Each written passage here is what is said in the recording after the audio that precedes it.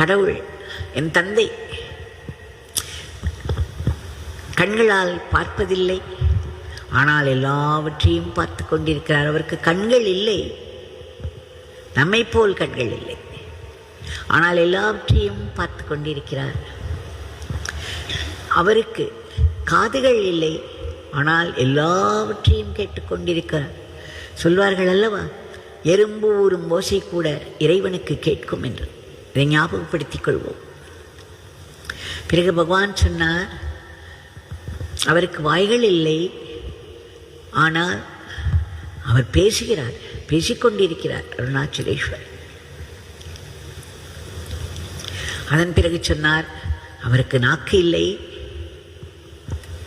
ஆனாலும் எல்லாவற்றையும் சுவைத்துக் கொண்டிருக்கிறார். நாம் ஒவ்வொரு பூஜையிலும் அன்னங்களை பலவிதம்